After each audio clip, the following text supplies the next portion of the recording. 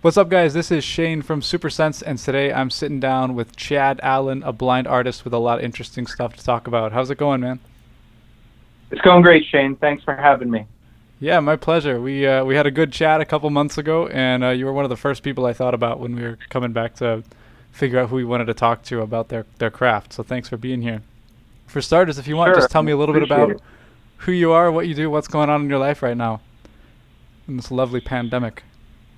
Yeah, exactly. Well, with the pandemic, I mean, obviously everything is a little different. I'm still plugging away at different projects. I am my primary skill sets are performing magic, and I'm also a writer. So I'm doing both of those things now, but mostly in the development phase of things instead of putting stuff out there in the world quite yet. Um, I had a wonderful project about a year ago that was featured inside the Exploratorium Museum up in San Francisco. It was a project on identity called Self-Made, and I wrote a non-visual comic book called Unseen that was on exhibit at the museum for about 3 months.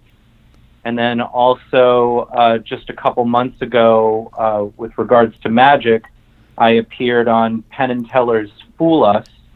I was on this year's season, which is season 7, and the name of the episode that I'm in is called Watermelon Surgery, and I'm the last performer. That's an excellent title. I feel like Watermelon Surgery should be like a '90s band. Yeah, yeah, I like it too. It was pretty fun. Not my trick. That was Penn and Teller's trick, but that's the name of the episode. Nice. So I wanna. What did you do? So like when you went on the TV show, what's your segment about? What do you do? Well, I don't want to give everything away because I would like people to go and actually. Yeah, don't give Um, away too much. Just give us the premise. yeah. So my the concept piece was how did I want to address my blindness in regards to performing magic? And the thinking is this: there was basically 3 different ways I could do it.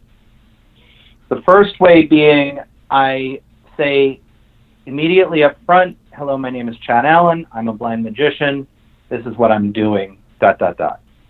And I could have easily done that, something, a lot of disabled performers do.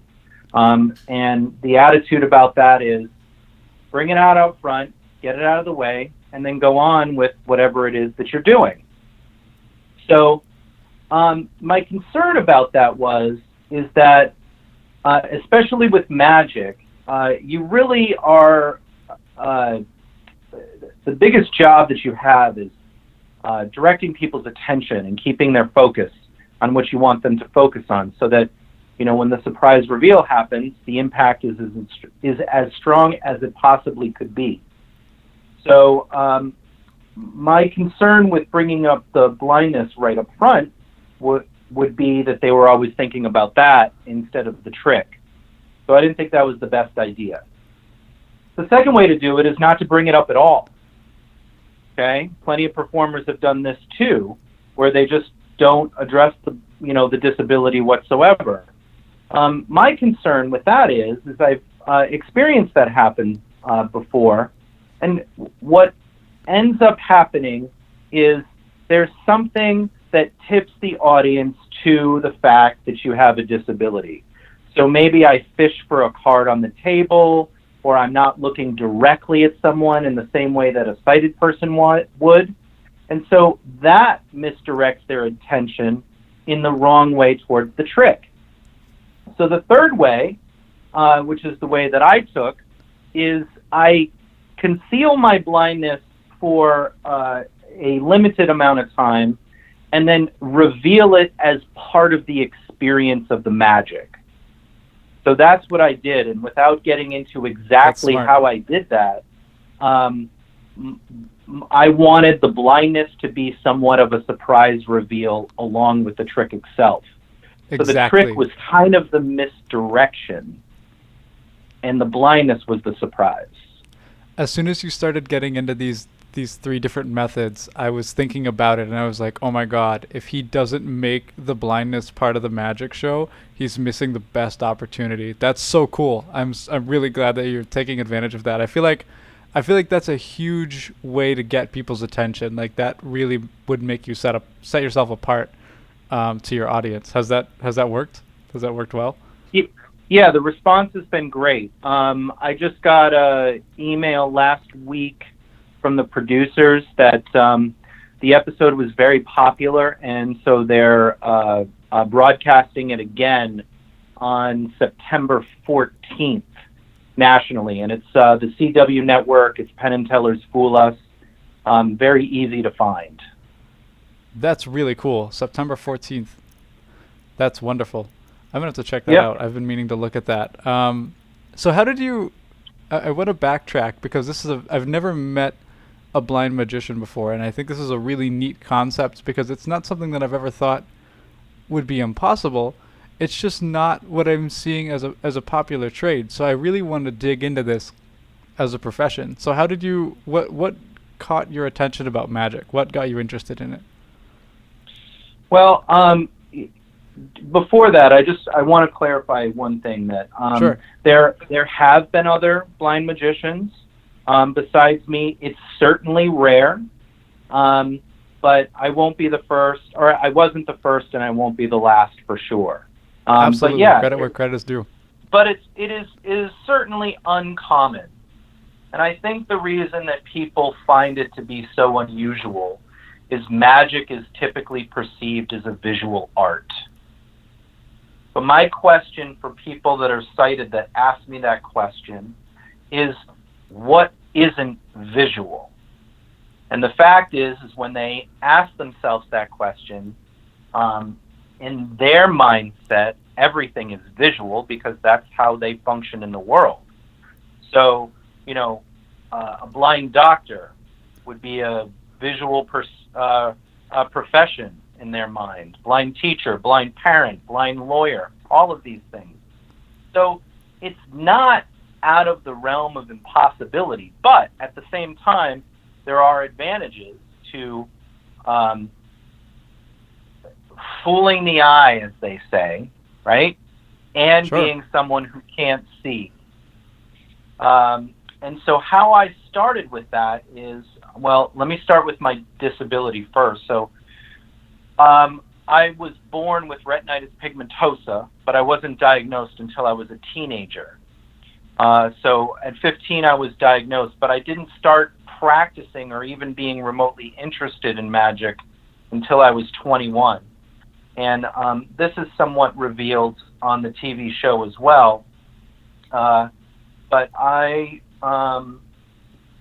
was working at a toy store in Denver, Colorado, and I just moved from Rhode Island, which is where I'm from. And I was looking for a job, and I worked at a record store in Newport, Rhode Island, so that's what I was looking for when I was in Denver. But there wasn't any available. Is And it that how was you close came up to with the watermelon surgery at the record store? Yeah, exactly. So when I was looking for work, it was around the Halloween season, and a friend of mine, said that there was a temporary hire at this store, and that I should go check it out while I'm looking, for more permanent work. And so I did, and the place was awesome. It was a big purple castle with a drawbridge. There was a dragon in the front. There was a wizard, and it was called Whoa. the Wizard's Chest. And, I was 21. I was really just, out on my own, trying to figure out who I was. This seemed like just a wonderful place to have new and fun experiences. So I got hired full time, but only through Halloween.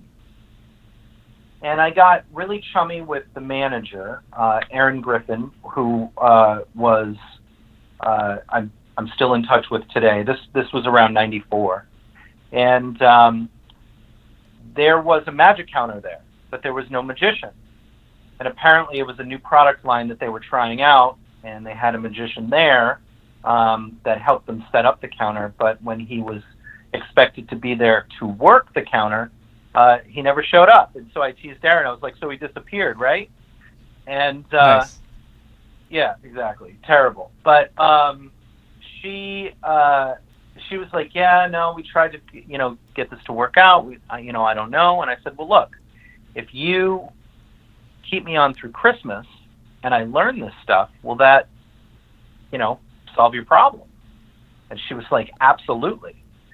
So I started taking trips home, and I would, practice one, learn how to do it, go to the magic counter, sell out of that one product because that was the only trick I knew how to do.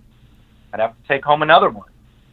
And eventually that evolved into, professionals coming in and seeing me do my work and being like, hey, kid, that's not bad, but why don't you try it like this? And I would take their advice. So when they came back, I did it how they recommended I do it. And they would give me more. And eventually I started finding a mentor and doing parties. And it just kind of slowly evolved to the point where I eventually moved to Los Angeles and became a member of the Magic Castle. And then, I had access to all the greatest magicians on the planet. And it just changed everything. So that's basically it in a nutshell. When did you move to Los Angeles? I moved 6 weeks after 9/11. I graduated from the Colorado Center for the Blind, which is an adult rehabilitation training program. And then my dad and my stepmother drove me out to Los Angeles to be with my wife-to-be. Very nice. And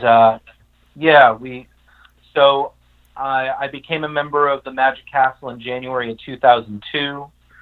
We lived here until 2007. Went back to Denver for a couple years where I started doing my own live show, a matinee on the weekends for kids. That was an hour-long show. And then I also was doing a nightclub acts during a burlesque show for those 3 years at this place called the Clock Tower in Denver, Colorado. So I got a lot of stage time there, which was great.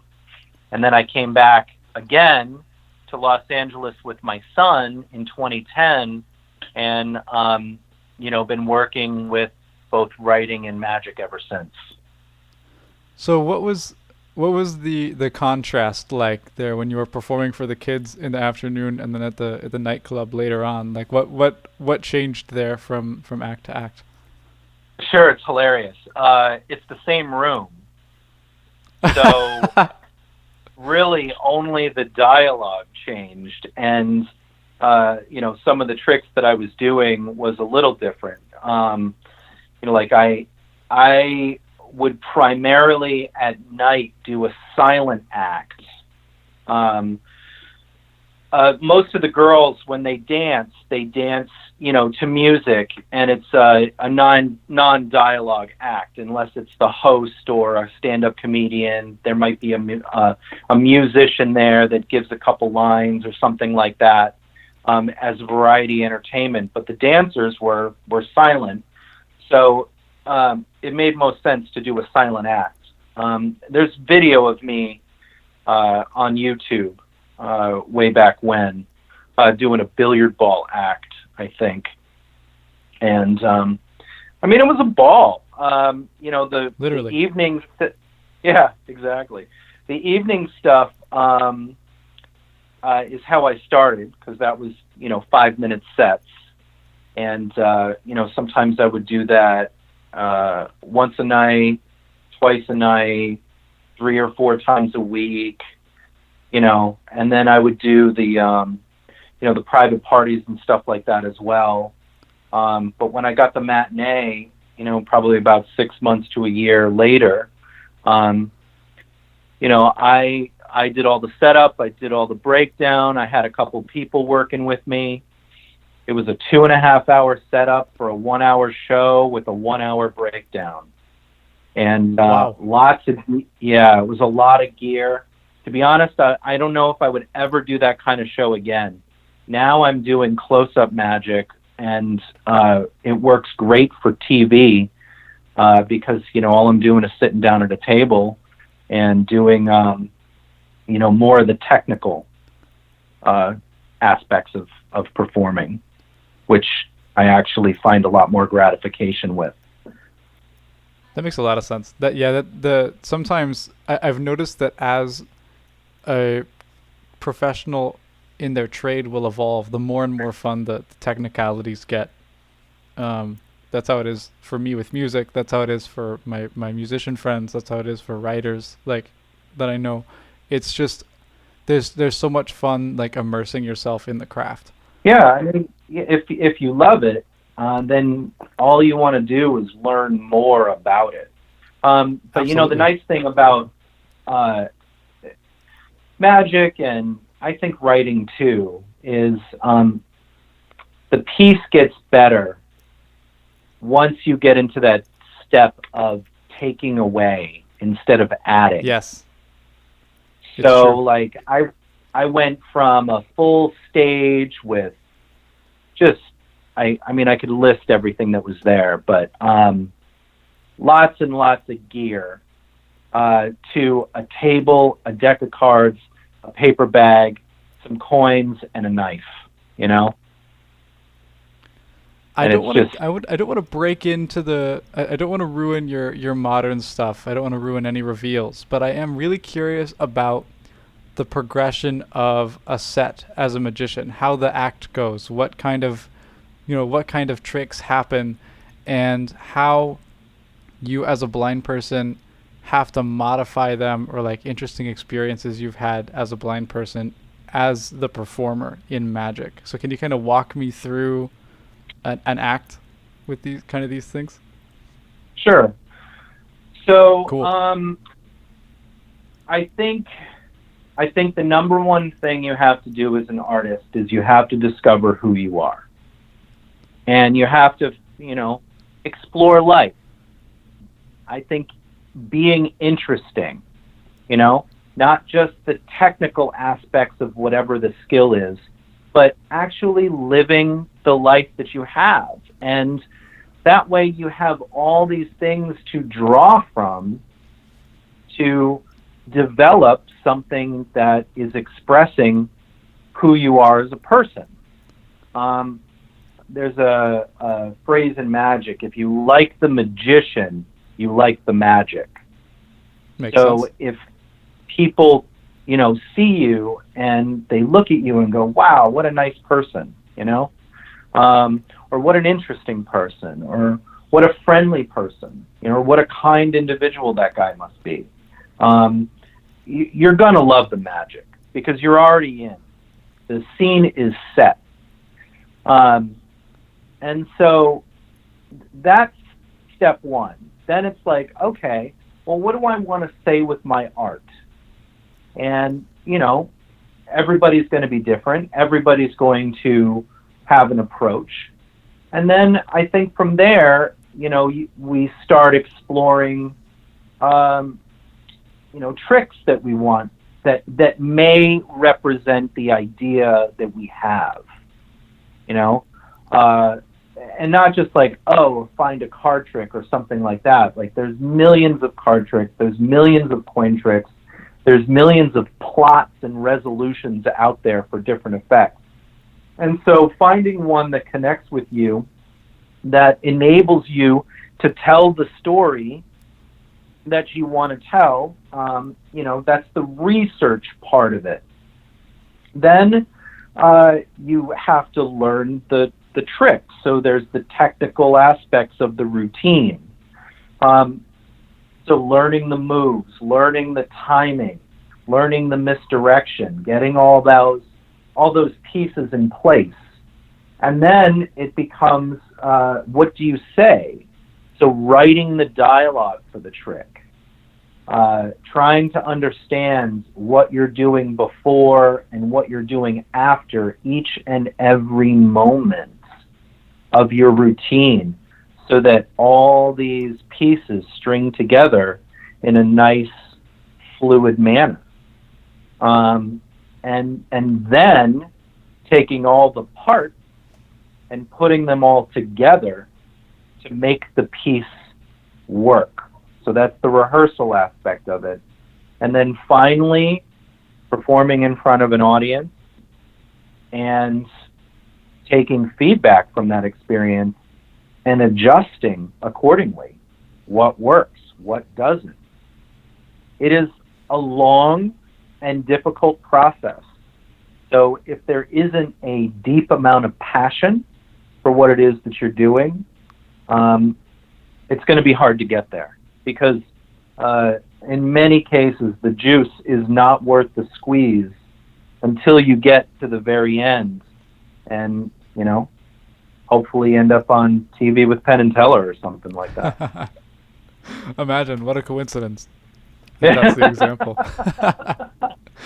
But, I'm an overnight success that took 25 years. Yeah, sure.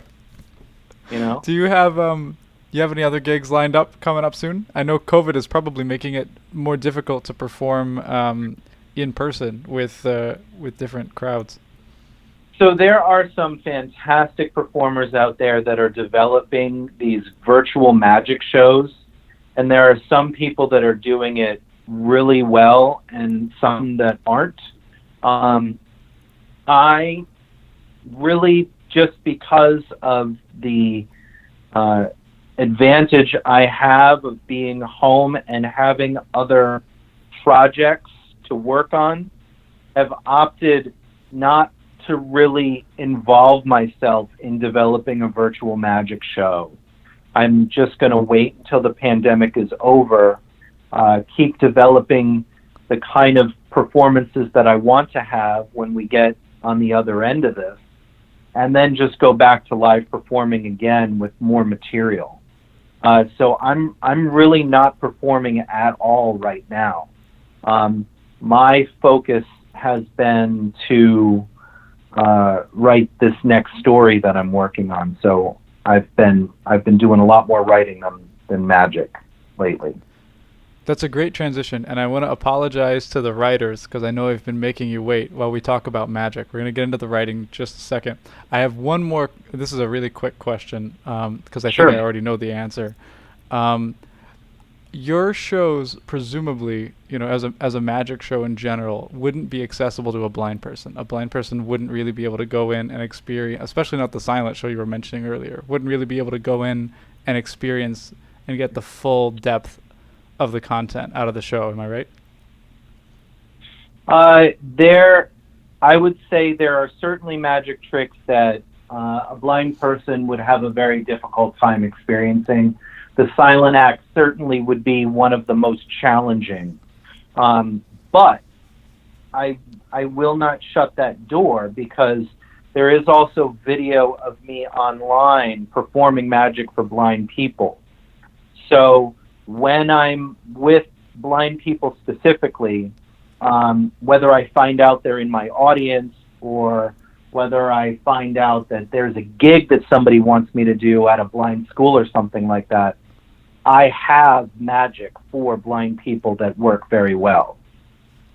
Cool. That's really great. I was hoping that we'd be able to hear about something like that, because Yeah, as a blind person, my first reaction was, oh, this probably isn't gonna, because there are lots of things that blind people can do that other blind people wouldn't necessarily be able to appreciate very well. So that's awesome to hear. That's really neat. Yeah. So Tommy Edison was a guy that had a really fun show on YouTube years ago. Do you remember? Yeah, I remember Tommy. Okay. So when he would talk about how do we match our socks and stuff like that, and all these sighted people questions that they would ask blind people, he would address and have a fun twist on. So a friend of mine, Misty Lee, who's also a brilliant performer in her own right, contacted Tommy because Tommy said it's impossible for a blind person to experience a magic trick. And she said, you just haven't met the right magician. And he was like, okay. proved me wrong. And Misty kind of went to herself, oh no, like, now I got to figure this out, right? So, like all of us, we go to the library. Fortunately, again, because we live in Los Angeles, we have access to the Magic Castle's private library, which is extensive and amazing. It's a country club for magicians, but instead of a golf course, we get a library. Sounds like an excellent country club. Yeah. And she talked to the librarian, and the librarian mentioned me. And Misty and me had a nice conversation, and she asked me to be part of the project. And so Tommy flew out to Los Angeles, and we gave him a tour of the Magic Castle, and then we did a private magic show that's on YouTube for him, and demonstrated magic that was possible. And we completely changed his mindset. That's really neat. I'm going to have to look into that. That sounds like a really cool video to watch. Yeah, that's fantastic. You can find it on my website, chadallanmagic.com. chadallanmagic.com. Perfect. Yep, ALLEN. And then I want to jump into writing real quick. I don't want to take up too much time, but I want to know. So you were working in this store at 21, and so you were getting into magic and working the magic counter and learning as a burgeoning magician. How did writing factor into this? When did you start to enjoy writing? Okay. So I think writing probably started way earlier than magic. I was an obsessive Dungeons and Dragons fan as a child. Amen. And comic book fan as a child. Amen. Yeah. So, the idea of stories just always fascinated me. I was born and raised in the state of H.P. Lovecraft, so I can remember going to the library and having access to his short stories at a very young age. So I liked all that stuff. I liked scary. I liked thriller. I liked superheroes. I liked adventure. I liked, medieval and all that stuff, and obviously magic. And so, most of that was just playing around with games with friends. And, when I moved from Rhode Island to Colorado, I lost contact with a lot of those people, but Facebook happened, and I reconnected with all my gaming friends, and I said, hey, let's play again. And they were like, what are you talking about? And I said, well, let's just do it through email. And I didn't know it at the time, but what we were playing was called a literary campaign. There's a technical term for it, where you just pass emails back and forth with each other to create the outcomes of the adventure. That's a hell of an email thread. Yeah, and so we started, with like online dice rollers and stuff like that, and eventually we got to a point where we didn't even use dice anymore. Whoever told the better story won the battle, won that moment in the game. And it was surprising to see how we would all ultimately agree, okay, this is the more interesting way to go, let's do that. And it wasn't a fight or an argument or a debate or anything. It was just, we knew who had the more vivid or the better understanding of the moment in the story. And so it would just keep pushing on and on and on. And to back up a little bit, I was also a history major in college. So research fun. And writing papers and all that stuff also kind of contributed a lot to this. And with the political climate the way that it is, during the 2016 campaign, I had an idea for a story. And I wrote it out, and around the same time I was playing this game, this literary campaign with friends, and that was starting to wind down. And so, I wanted to take a crack at writing my own adventure. But it ended up feeling more like a comic or a book instead of like a game that others would interact with. I was building all the stories and all the characters and all the dynamics that was going on. And then around that time, there was a company that was around for a very brief period called Comics and Power. And they were trying to make comic books accessible to blind people, which is something that I've been talking about for a very long time. And that's a whole nother conversation. But I was excited to see that somebody was actually trying it. They had a contest because they wanted blind writers to contribute stories. And I submitted Unseen and won. And then that gave me a chance to have something written up in Vice magazine. And then basically from there, nothing happened for at least a couple of years until there were researchers at the Exploratory Museum that were looking for pieces to fit in this exhibit that they were presenting. And they stumbled across my article, emailed me and asked me if I wanted to be in their museum. And the rest was history. Which exhibit? It's called it was called Self-Made. It was last year, so it's not there now. But it stayed open for about 4 months. And it's it's a gorgeous museum up in San Francisco. It's a big deal. So from that, I got a ton of publicity. I was in LA Magazine. I was interviewed by The Guardian. I was in, LA Times. I was in, I can't think of, Hyperallergic was another company, that Hollywood Reporter. It went everywhere. It was crazy.